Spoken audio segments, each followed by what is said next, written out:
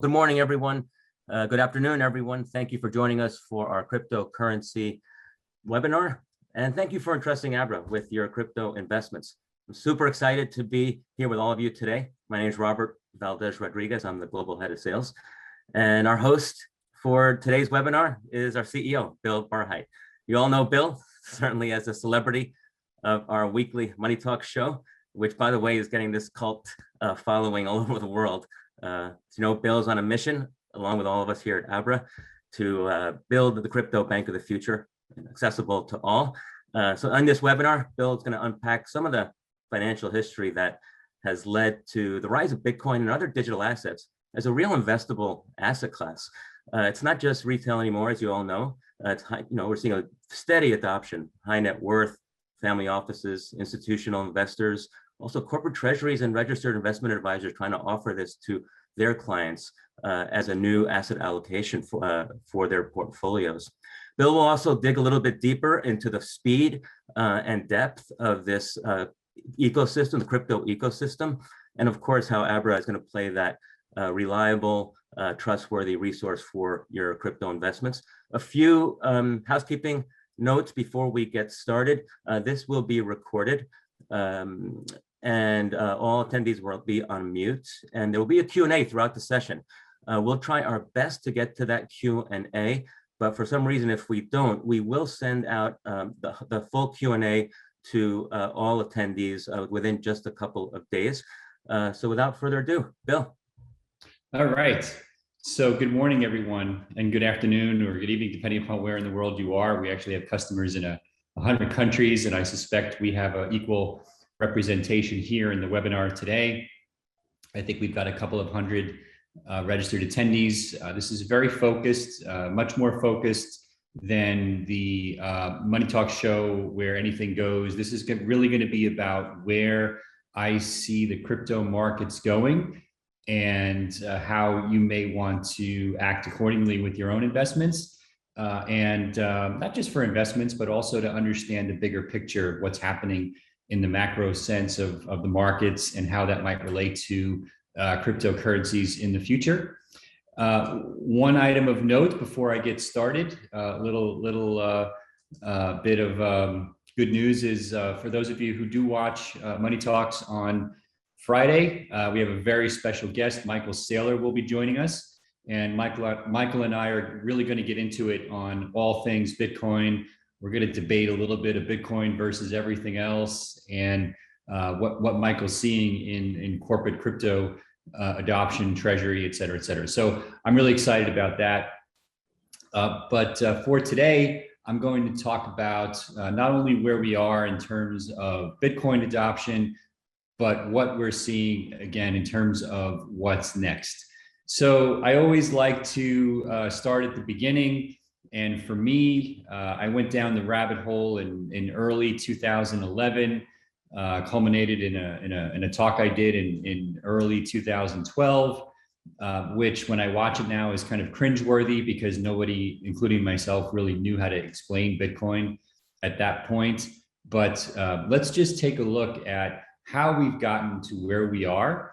And then we're really going to accelerate rapidly forward, kind of a brief history of the last 20 seconds of the universe, if you will, but it's incredible the rate of progress that's being made in the space right now. So we're going to talk about Bitcoin. I'm going to give you my perspective on what's happening incredibly quickly with Web3 right now. It's manifesting itself in terms of DeFi, NFTs, stablecoins, and other interesting decentralized applications. So we'll talk about those. And we'll talk about the latest with the Abra offering as it relates to those as well. So in terms of Bitcoin, I always go back to the beginning, like I said, and for me, the beginning of Bitcoin as it relates to traditional investing is 1971. 1971, the president takes the country off of the gold standard and the government is free to effectively print all the money that it wants with no underlying asset backing. Now, if you look at this chart, you can probably guess without looking at the x-axis where that happened and the cumulative inflation that took place from that moment on. Now, what's interesting is that if you look at the 1971 cost of living versus today in dollar terms, right? The cost of living has skyrocketed. If I was to show you that same list in Bitcoin terms, the costs have actually gone down because Bitcoin, as you know, is a deflationary asset, whereas the dollar is what we call an inflationary asset. So this is really the crux of why everyone is ultimately so excited about Bitcoin. It's not just that Bitcoin is going up in value, it's effectively that the government guarantees that the dollar goes down in value. As a matter of fact, it's a rigged game insofar that they need the dollar to go down in value to effectively manage this relatively unstable house of cards. And if you think the house of cards is stable, then go back to 2007, 2008, when everybody's over leveraged without much intervention from anyone, and watch what happens. Okay. So in the meantime, we're now in hyper printing mode, right? We actually zoomed in on that chart I just showed you and looked at the money supply over the last, let's say 60 years or so. Now, if we zoom in even further on 2010 to 2020, look what's going on. First with the housing crisis, then with COVID, right? The money supply has gone up by a factor of over 5 in the last 11 years, right? That is an unfathomable number. Effectively, the government has capitulated on managing sound money, right? It has simply thrown in the towel and said that is no longer a primary concern for the United States government, for the Federal Reserve, and for private entities that help manage the Federal Reserve, right? On the other hand, we have a monetary system with Bitcoin that has a fixed monetary policy. We know exactly how many Bitcoin there are going to be today, tomorrow, 100 years from now, et cetera, right? So again, this is what it means to be a deflationary asset versus the previous slide and talking about government issued money on paper, which is probably worth less than the trees it's printed on over time, which is inflationary. Okay. Now we're at a point, right, 10 years after that TED Talk, where it looks like Bitcoin is going to make a run at gold, right? So if you would have said 7 years ago or 8 years ago that by 2025, Bitcoin would reach and surpass the value of all of the discovered gold on planet Earth, and took a poll as to who believed you, I'm guessing that 1% to 2% tops would have believed you. Take that poll today, and I'm guessing the majority of the people on this call would not only think that it's possible, but that's where we're headed right now. Okay, so obviously all of these traits in terms of Bitcoin being the hardest money we've ever had, fantastic store of value, moving to overtake gold, plus this onslaught of institutional adoption are really changing the future of money right in front of our eyes. And we're only talking about part one, which is money. We're going to get to the rest of banking and the economy in a second. Okay, but the institutional adoption of Bitcoin is one of the last big pieces of this story of how Bitcoin is going to get to the promised land as to the future of money, right? I think layer 2, which we're going to talk about in another webinar, most of you know as Lightning, is one of the final missing pieces to make Bitcoin a medium of exchange or a form of payment and not just a store of value. But here what we see is that the adoption of Bitcoin by myriad institutions, MicroStrategy, as I mentioned, we'll have Michael Saylor on from MicroStrategy on Friday to talk about how they look at the world and how he looks at things and what he thinks is going to happen to create further institutional adoption. Obviously, he thinks it's coming, otherwise he wouldn't be making such an enormous bet. But it's clear that times have changed, right? If you go back to 2017 and talk about institutional adoption of Bitcoin, the slide is empty, right? And now the slide is full. Now we have money managers constantly talking about Bitcoin. CNBC, Fox Business, their international brethren, all day long, money managers talking about Bitcoin and Ethereum and what's next in the crypto markets and how important the movement of the crypto prices have become to traditional money managers. Kathy Wood is making massive bets. She's partially betting her career on Bitcoin and maybe Tesla. Ray Dalio has gone on record as saying he owns Bitcoin now. Paul Tudor Jones talks about Bitcoin and other cryptocurrencies constantly. We'll come back to that in a second. many money managers and institutional fund peddlers are now including crypto funds in their portfolio of what they offer high net worth clients. Okay, and the list goes on and on. So why are all of these fund managers and well-known traders so excited about Bitcoin and cryptocurrencies? Well, it comes down to two things. One, Bitcoin has traditionally offered for 10 years straight asymmetric returns versus the market of 250% annualized, pretty much unabated for 10 years.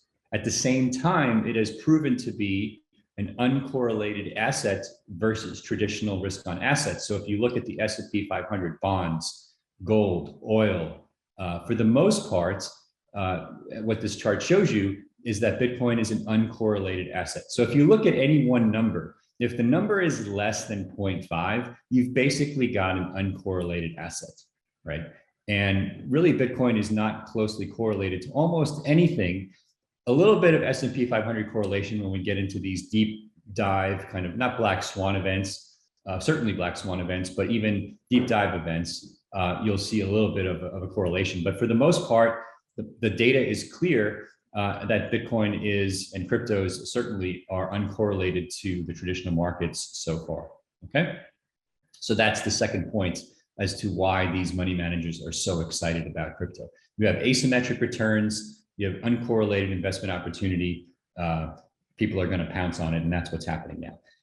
And I would say there's probably a 2B or third point here, which is that as Bitcoin and crypto gets to a certain market cap and size, traditional asset managers can now put enough money to work, whereas before, if Bitcoin's only worth $50 billion, it's not worth enough for them to put any meaningful amount of money to work. If you're a $1 trillion asset manager, you need to be able to put 5, 6, maybe $20 billion to work and know, right, that the markets are liquid and that you buying and selling in and of itself isn't going to move the market, because that screws up your model. Okay, so the fact that we're dealing with a $2 trillion asset class makes it viable for most asset managers to put 0.1 to 2% of their funds to work in crypto assets. Okay, and the last point here, of course, which we've all been hearing about lately, particularly as it relates to Bitcoin, is government adoption. Most prominently is what's been happening in El Salvador. Now Panama and other countries look like they want to follow suit. France has been making overtures that their treasury should be able to buy Bitcoin when it needs to. By the way, people forget the US government is a very large holder of Bitcoin, whether they intended to or not. The US government is holding, I believe, a couple of $1 billion at least worth of Bitcoin, probably more since the value's gone up since the last time I checked. So we're going to be hearing a lot more about, I think Africa is going to be the next big continent to go boom here when it comes to crypto adoption. So that's my Bitcoin prediction for the day. However, we're really early, right? So I can tell you that while in many ways this feels like the dot-com boom that most of us lived through, this is all happening much, much faster. In terms of user penetration, the yellow line represents Bitcoin, the black line represents internet. Obviously, the internet is ahead, but look at the slope on the Bitcoin line, right? It's growing at an exponential rate, even faster than the internet grew at its peak in terms of adoption. All right, so Bitcoin is clearly coming on strong. It's heading towards world domination, but what's coming next? Things are in motion, right? There are actually other cryptocurrency technologies now growing even faster than Bitcoin did 3 years ago or 2 years ago, even while Bitcoin continues to grow at a tremendous clip. So my perspective on this is very simple. From, let's say, the Cold War or Bretton Woods, all the way through the moon landing, we were in a state of perpetual centralization as a society, right? The government became stronger. Society wanted that. It protected us and made us safe during the Cold War. And it culminated in the moon landing, where we threw every resource we could imagine at a single problem as a collective society, which was to take a piece of metal and land it on another planet or on the moon. Okay? Since that happened, right, from the rise of microcomputing through the PC, through the internet, to the smartphone, and now crypto, there has been a sea shift away from centralization and towards decentralization. Okay? But even though it's moving at an exponential rate, when you're at the bottom of the hockey stick, you don't feel it. Now, many of us in the middle and the phrase of both the smartphone and now the crypto movement, we can feel it. Okay? But this movement away from centralization and towards decentralization has got unstoppable momentum, right? And ultimately, that movement is about empowering individuals, right, to participate in all forms of commerce, which I believe is ultimately the only known tide that's going to raise all boats for society. So what this slide shows is how that's evolving in just the last 25 or so plus years, just as it relates to the software piece of this discussion, from internet to web services, and now crypto, and then next generation, what I call Web3, which is really taking the last generation of internet and moving it further down the pipe of being truly decentralized. And you're going to see a lot of centralized services from Web 2.0, and maybe let's call it Web 1.5, are now going to be truly decentralized in Web 3.0. Probably the first example of this that most of you would recognize, besides Bitcoin, of course, would be BitTorrent. BitTorrent is a completely decentralized service with no off switch that uses basic internet protocols. Okay, I believe you're going to see the same for every type of service you can imagine. So how does this relate to crypto? Well, we started with Bitcoin as a basic store of value. We now have several competing smart contract networks, Ethereum, now Cardano, of course, Polkadot, which is getting very significant traction. Solana, which has been getting a lot of press and significant traction, and is super early. It's had some downtime, which, by the way, happened with Bitcoin in its early days as well. An entire ecosystem now around smart contracts, ranging from exchange-based tokens, which you're going to hear more from Abra about in the near future, to oracles. If you have a smart contract and that smart contract needs information from the outside world, oracles are going to give us that information. Gaming systems, one of the most exciting aspects of smart contracts is the ability to have collectibles, tokens, NFT type tokens inside of games. Pay to earn has become a buzz phrase lately. And more and more and more, right? And most of you are familiar with the idea of stable coins, DeFi, NFTs as probably the most prominent applications of smart contracts. I want to dig in a little further on a couple of those areas, particularly DeFi and NFTs, and show you how we're looking at the evolution of crypto in those areas, because it is going to affect how Abra works in the future, how we think you're going to work with crypto, and how it's going to become part of your banking life. As I said, probably the first most prominent application of smart contracts that most of you have gotten exposure to would be stablecoins. So we're not going to talk much about those. It's very basic. There's two types of stablecoins that are prominent today. The ones that most of you use would be like USDC or TrueUSD, where there's $100 in a bank account, and then you have a smart contract that gives you access to that $100, and you can move it peer-to-peer on chain. And that's a very basic form of smart contract. So the next form of smart contract that's really exploding in usage today, and it's something that we've been working on at Abra, is called DeFi. DeFi stands for decentralized finance. In the simplest of terms, it's the migration of the centralized financial system towards decentralized components. And I always try to make things as simple as possible. And the simplest litmus test for a decentralized system, going back to my BitTorrent example, is that there's no off switch.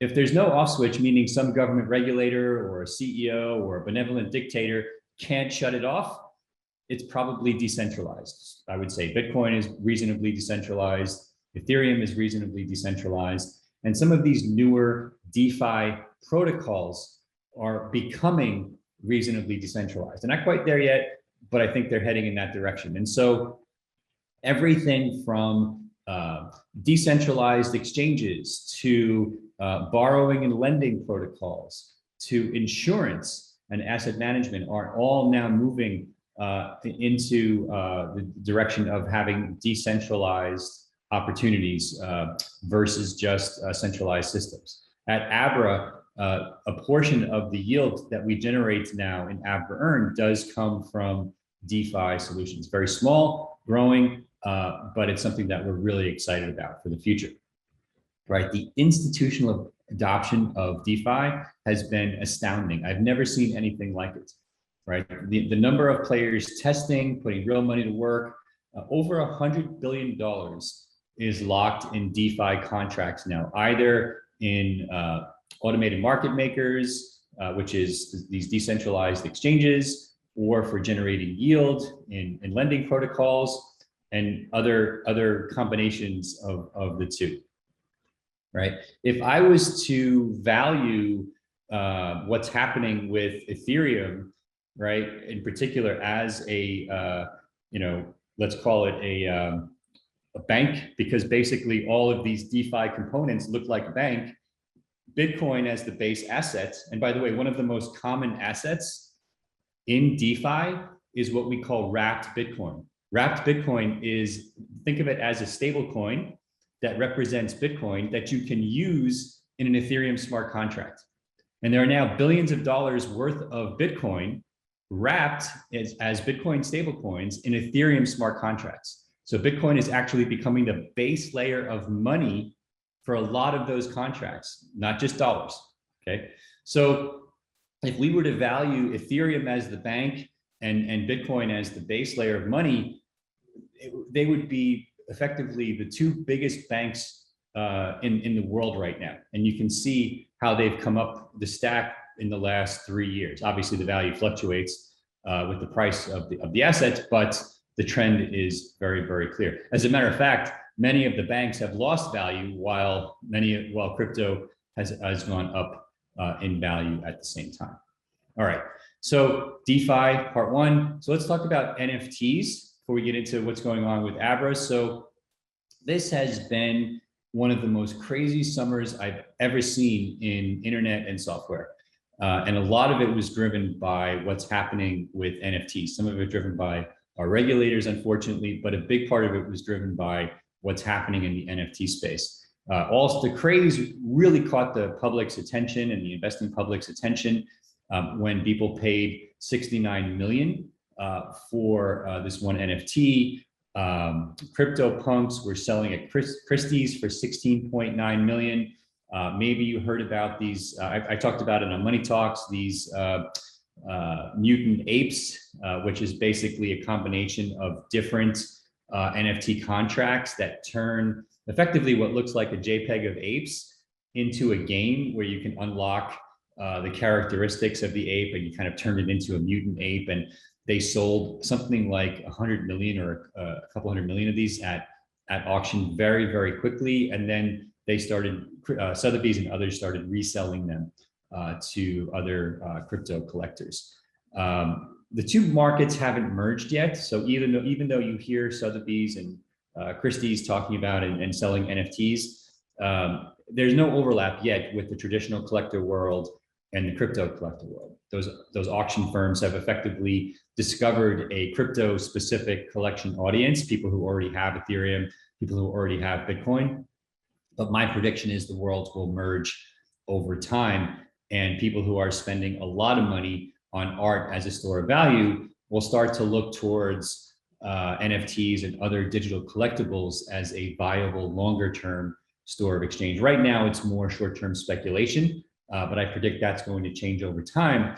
But we're also talking right now just about art. NFTs can represent hundreds of different types of digital tokens, from tickets in a venue, such concert, music, whatever, to coupons, to gaming tokens, which is probably growing as one of the fastest growing aspects of the crypto ecosystem right now. And just to put that in context, here is the growth in the sales for a lot of the NFT marketplaces right now. And you can see from zero this year, the numbers have gone into the billions. It's truly staggering. I do suspect that this number will come down and we'll get into a little bit of a trough of disillusionment with some of the higher ends of the collectible space. But I do suspect long term, this is the kind of future of digital collectibles. All right, so to bring this all together, right, Ethereum has really truly become the world's computer. And while there are lots of competitors, I talked about Polkadot, Cardano, and Solana nipping at its heels, what the Ethereum developer ecosystem has done in the last few years is truly astounding. The movement towards Ethereum 2.0 seems to be working. The amount of Ethereum being staked is astounding. The protocol updates to fix the gas fees in the short term seem to be working. Ethereum has had days where it is truly a deflationary asset for the first time, which in English means that some days there's more Ethereum being taken out of circulation than being put into circulation, or at least it's on reached an equilibrium, which never happened before. And again, the protocol upgrades do seem to be working. But most importantly for me, the leading indicator besides usage, right? Besides the DeFi protocols, the stable coins, the NFTs, is developer support. The number of developers working on Ethereum is an order of magnitude more than Bitcoin right now. Now, you might say, well, Bitcoin doesn't need that because it's a secure, stable asset. That's true, but Bitcoin is also 10 years old. Now, while we don't want Bitcoin to necessarily evolve at the same rate as other software systems because of the security involved, we do want it to evolve. And Ethereum has more developer support than any internet platform I've ever seen. It's truly astounding, more than Microsoft in its heyday. So at the same time, right, if we overlay where we were with the internet versus where we are with crypto, we are super early. We're like in the, I'm looking at the slide here, like I would agree, like 1997 timeframe is where we are. All right. So we have a long way to go. Anybody who thinks we've kind of maxed out, is crazy, right? And I think that the only area of society from a business perspective that's growing faster than just the government's money printing. If you look at the stock market is becoming a proxy for government money printing.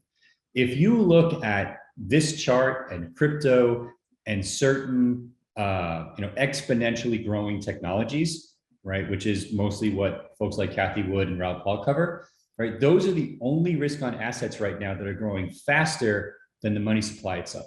So that's the kind of macro discussion. I'm happy to take questions on that. I'll give you a quick update on what's going on at Abra.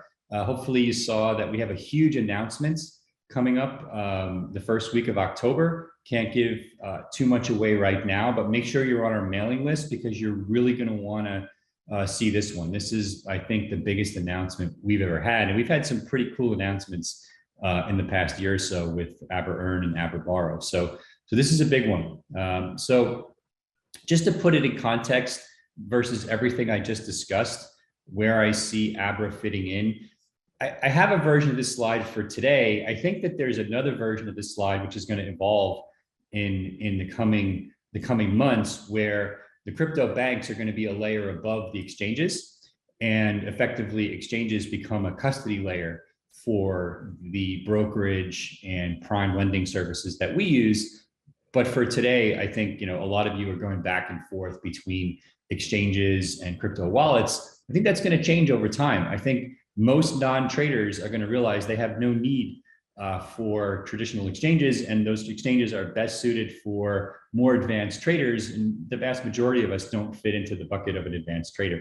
So I do think this kind of stack of crypto services and DeFi services is going to evolve to have kind of a centralized crypto banking stack separate from centralized exchanges over time. And time will tell whether DeFi completely replaces everything that's centralized, and maybe Abra evolves to become a decentralized entity itself. Who knows? We'll see what happens in 10 years. Okay. In the meantime, I think we all need a place to safely store, invest, potentially borrow against crypto assets, manage yield, et cetera, et cetera. So to that end, we've developed a stack at Abra that includes today the best trading app in the world. We've processed something like $5 billion now, which for a wallet, remember, we're not an exchange. We don't run an order book. For what effectively is a simple brokerage, is an astounding trading volume. We're doing this for not only high net worth investors like yourselves, but we also do it in developing markets. We have consumers that use Abra via cash. We have consumers that use Abra via bank wire, consumers that use Abra via crypto deposits from other services. And again, my opinion is it's by far the easiest to use service out there. We support trading across almost an infinite number of pairs. So you can take any of the 140 assets that we support, depending on which country you're in, and you can move directly between them. You don't have to go to dollars first. So you can go from sushi to Ethereum, Ethereum to sushi, sushi to Bitcoin, et cetera, et cetera. And you can obviously go to dollars and stable coins, but you don't have to if you don't want to. So our take is that now as people are starting to earn yield, people are looking to borrow against crypto assets, people realize that they need a portfolio of these assets. Crypto banking is going to be the future of banking itself. We haven't even talked about payments. I'm not going to give too much away, but this is a big area of focus for us inside of Abra for the future, meaning how is crypto payments finally going to become real, easily usable, highly consumable? How is it going to work for, replacing SWIFT, replacing traditional credit cards, traditional person-to-person money transfers, whether it's Western Union or Zelle or Venmo, but all of these services together, the ability to invest, the ability to earn yield, the ability to borrow, the ability to pay, are ultimately going to become what we call a crypto banking service in the future. Okay, of course, what most of you, how most of you got started with Abra is via Abra Earn. It's our fastest growing service, the ability to earn yield on crypto assets. We're managing between Abra Trade and Abra Earn about $1 billion now, and it's growing. So thank you for the support there. The story here is very clear, right? We're on a hunt for yield globally. 10-year bond yields are at all-time lows, a little bit of a bounce this week, but I think it's a dead cat bounce just given what's going on in the markets. Record low treasury yields.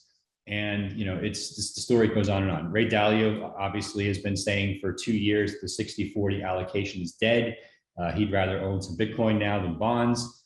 And he does, right? And so this is exactly the macro story that makes earning yield via crypto a very interesting proposition. Not just earning yield on Bitcoin, but earning yield on dollars as stable coins or Ethereum, et cetera, but earning yield on dollars in particular as a stable coin is now extremely interesting.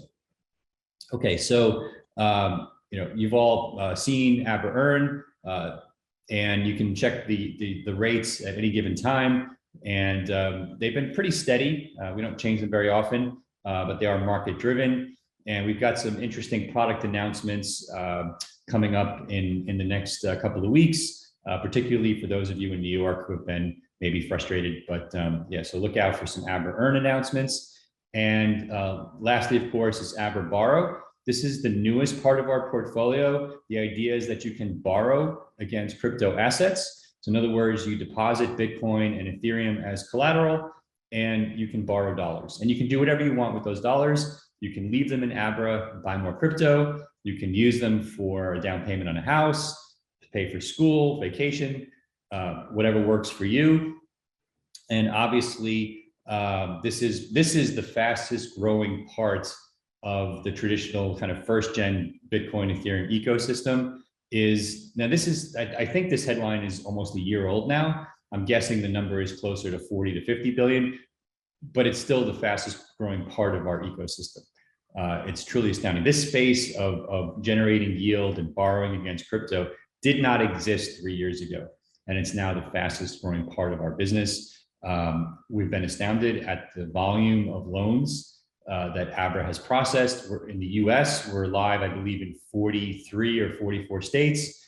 50 countries, more than 50 countries now. More US states are coming, more countries coming, working on Canada and UK and other places. So look for more announcements on that. If you're unclear how to use Abra Borrow, let us know. We'll help you. If you're looking to borrow more than $100,000, contact us directly. We have a means to help you do that. You can either contact us through the Platinum website on the webpage, or just contact support, and they'll get you to the right person to help you set up. So we also launched a 0% interest borrow product, which is the first of its kind. If you're willing to lock up a little bit more crypto because you're super long Bitcoin and Ethereum anyway, we'll happily lend you 10% of that value for free. And for now, you'll be able to roll that over, and you pretty much have a perpetual way to borrow against your crypto holdings. Okay, so that's a fantastic, way to get into borrow. And I've used it myself, and I know friends have used it, and it's a great product. Okay, so now just to kind of summarize, really excited about the growth. I'll talk about our recent announcement on the financing in a moment, but the usage, we're now, several million downloads, fantastic reviews. Our customer support team is, I think, like 3 or 4x in size. We're seeing like 15 to 30-minute response times tops during the week, less than an hour in some cases on the weekends. So if you ever have a problem, please use that contact us function in the menu in the Abra app. People are responding incredibly quickly. If you use the contact us, it actually helps us respond even faster, because it helps us sort the issues, kind of like multiplex them as they come in, because you tell us what's the nature of the problem, and it gets to a more dedicated resource that understands that particular problem. As I said, we're operating in 150 countries now, and our overall retention has been phenomenal. It seems like once you all start using Abra, you really do seem to like it. We announced last week our Series C fundraise. We've now raised, I think, close to $90 million in venture financing from some of the most prominent venture capitalists in the world. Some of you know, obviously American Express, Foxconn, Blockchain Capital in the crypto space, Pantera, very prominent investor in the crypto space. Ignia Fund has been a fantastic partner to us. Larry Hippo in New York, RRE Ventures, Jim Robinson's been a partner and board member since day one. Arbor Ventures is interesting because that's Abby Johnson. A lot of Abby Johnson's money from Fidelity. So she's actually, we don't talk about it much, but Abby's one of my favorite CEOs, and also one of the largest shareholders at Abra through her investment in Arbor. So we have a fantastic investor group. They've been with us through the long ride of crypto, through the winter and now through the summer. And they're super bullish on what's going on at Abra. We've got a great team. I think many of them are listening in right now. You met Robert earlier, but most of the folks in the slides here have been with me since the beginning. Also, not on the slide, just joined us recently is Caroline Finch, who joined us from Udacity and also Vonage, where she managed growth through the IPOs.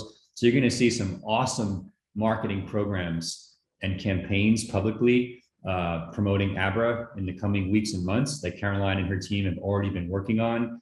You might see some new branding from Abra. Can't give too much away there, but really excited about. I spent a couple of days a week now with that team, and it's a lot of fun, and I'm really excited about what they're working on. So I'm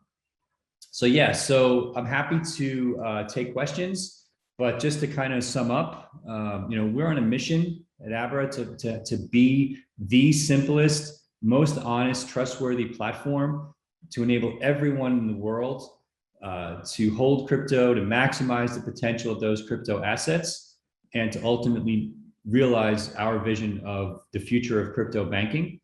And we really need your help to get the word out. We've got some tools we're going to be releasing to help you get the word out and financially incentivize you to do so. I'll stop there, won't give any more away, but like I said, you definitely want to watch out for our announcements in early October, and hopefully you saw that email. So with that, I'm happy to answer any questions that you have. Robert, maybe you want to tee some up, or if there's any. I've got some up here, and thank you very much, Bill. Thank you all again for joining us, especially Bill, for being able to synthesize an evolving ecosystem into real simple terms. A couple of questions that come up. Some of them are repeats, so I'll just go into them. First, the first one that came up was, does Bill have a view on the most promising altcoins out there? Yeah, so the way I look at altcoins versus kind of the primary coins, and for me, the primary are Bitcoin and Ethereum. Bitcoin as kind of being the base layer for money, and Ethereum being kind of that global computer enabling Web3 and decentralized assets are there any other pieces of the stack besides the monetary layer and the world computer layer? And that's unclear to me right now. But there are a lot of coins that either compete with them or help complete the stack, such as oracles like Link, and then there are competing tokens like Cardano and Polkadot and Solana. And as I said, time will tell whether or not we'll end up in a multi-chain layer one scenario. I think we do, meaning I think that all of them will get adoption in some way. You don't hear much about WAX, right? So the WAX protocol, for example, is highly utilized in the NFT space. I don't know why it doesn't get more press attention. But there are a whole series of decentralized services now that use governance tokens in their systems. You're familiar with Uniswap and SushiSwap and others, Cake in Asia. And I think, time will tell whether we need those governance tokens, but they do seem to work in terms of managing those decentralized organizations. And I'm bullish on them. So I don't really have one favorite. I tend to trade alts more than hold them. I definitely hold Bitcoin and Ethereum. I'm not selling either of those. And I do hold a couple of alts now, but for the most part, I come in and out of them a little bit more often than I do Bitcoin and Ethereum, which I almost never sell. Actually, I never sell. So period. I might adjust my allocation between Bitcoin and Ethereum on occasion, but that's about it. Got it. Another question. You discussed money supply earlier in the presentation. Do you think that there's still a direct correlation between the money supply and the price of Bitcoin and other digital assets? Partially. I addressed this before when I said that I think that the only assets right now that are going to predictably grow in value at a rate faster than the money supply are exponentially growing technologies. And if you want to know what they are, go look at ARX funds that Kathy Wood invests in, like Tesla, electric cars, batteries, robotics, AI, and most importantly, cryptocurrencies, right? Every time I look at an investment opportunity, and I'm a traditional investor in venture funds and other funds. I still have investments in venture funds, but when I look at new investments now, the first thing that crosses my mind is, would I rather put this money in Bitcoin or this? And in almost every instance, and not just Bitcoin, but like Bitcoin, Ethereum, or some altcoins, or this other investment. And I have to say, I'm biased. I know I'm biased, but in every instance, the answer is almost always the same. I'd rather hold crypto. One, in a pinch, it's more liquid, right? Meaning, if I put money in a new venture, funds might be locked up for a while, right? I'm at the whims of some management team's ability to execute, right? As much as I believe in the future of autonomous vehicles, I don't know what Elon's going to say tomorrow that's going to drive the price of Tesla down, right? Maybe up, but it could be down, right? And so at the same time, crypto just goes, right? It's growing at an exponential rate, doesn't seem to be stopping, and it's solving real world problems. We talked about the banking system, the base layer of money, the future of gaming. So I would rather own crypto, but now I'm getting into a tangent to the question, but I do believe that crypto will grow faster than the money supply. The only way that would stop is if the money supply was changed to be a hard asset again, meaning that they started to back it in gold. My answer would change, but that's not going to happen. So I think my answer stays the same. Got it. And this one came up a couple of times. Given the recent news about Coinbase putting a hold on their lending product, what's Abra's approach towards our earn and borrow our services? Yeah, so good question. I know that there's been some news about some of our competitors getting notices from states and also Coinbase backing out. I was very disappointed in the approach that the SEC took because we would have liked Coinbase to get into the space, even for traders to be able to earn yield, and it was never clarified why that would be a security, right? It would have been nice to get some clarity as opposed to just we'll sue you, but whatever, it happened. And I don't think the SEC is going to change. Our stance has been all along that the safest way to offer a yield generating product in the crypto space is to do it through a bank or trust bank partner in the United States. I'm talking specifically about the United States now, and that's what we've chosen to do. Anybody who has an Abra Earn account is actually getting an account at a trust bank. In the case of Abra, that's with Prime Trust. And they're a Nevada chartered trust bank. They've been our partner from day one. And we chose to go that route. Excuse me. We chose to go that route because we felt that it was, from a regulatory perspective, safer. And we pay the interest through Prime Trust, right? And so all of the individual deposits are mapped to individual institutional loans and DeFi opportunities. Every aspect of what we do fails the Howey test, which means it's not a security from our perspective. So we've taken, I think, a reasonably conservative tact at building out Abra Earn, both from a safe regulatory perspective, but more importantly, from a safe interest earning perspective, in terms of how we manage collateral, how we manage risk, how we manage reserves, how I publicly talk about how it works on a regular basis, et cetera, et cetera. We're getting a lot more questions. We're only going to probably have time for a couple more, but again, as I mentioned, we will email those in a couple of days. Another question, will Abra be offering any other banking products such as asset management? Well, I try not to give too much away in terms of future products. Institutional offerings are definitely something that we are looking hard at Abra. I think you can expect to see more in that area. I don't want to give too much away now. We've raised a fair amount of capital to expand our product team and to get into new areas. So for certain types of corporate treasury and other institutional offerings, meaning if your company needs to hold some Bitcoin, maybe hold some dollars to generate yield, there we can help you today. So it also depends on what you mean by asset management. So if you are looking to, as a company or a trust or as a fund, to generate yield on either dollar holdings or store some of your assets in crypto, definitely contact us. We can help you there today. There's other aspects of asset management that I think we'll be getting into in the future. And we're also one of the largest players in the lending space now into institutions, right? So institutions that are looking to potentially borrow crypto or borrow dollars against crypto holdings are now coming to Abra as well. Great. And we'll take one more here. Well, someone was asking about it, looking to get into the NFT business. But I don't know if you want to give that one a shot, but yeah, I mean, obviously, I've talked about NFTs a lot on my show.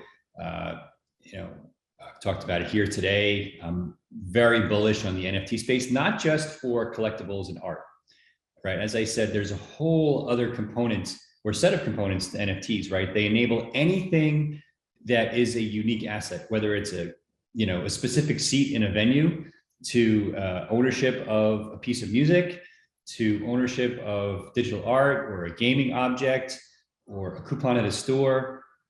And so the opportunities in the NFT space are endless. And I would be shocked if companies like Abra weren't forced to go full bore into that space at some point. I spend a fair amount of time on the future, right? It's a big part of my job is understand where this is going and understand how we as users of Abra would want to use these future technologies for ourselves. So for example, we designed Abra Earn and Abra Borrow as products that we ourselves, as the management of Abra and employees of Abra, would want to use. And we're thinking exactly the same way about these future products like NFTs and DeFi and other aspects of this whole Web3 ecosystem. Great. And the last one, I think you've gotten this one before. When do you expect to have the web interface for Abra as opposed to only the mobile app? Yeah, I don't have I know it's being worked on. I don't have an exact date for that. And the team would be very upset if I tried to give one. So it's definitely in the plans to offer. Nothing specific to announce at this point.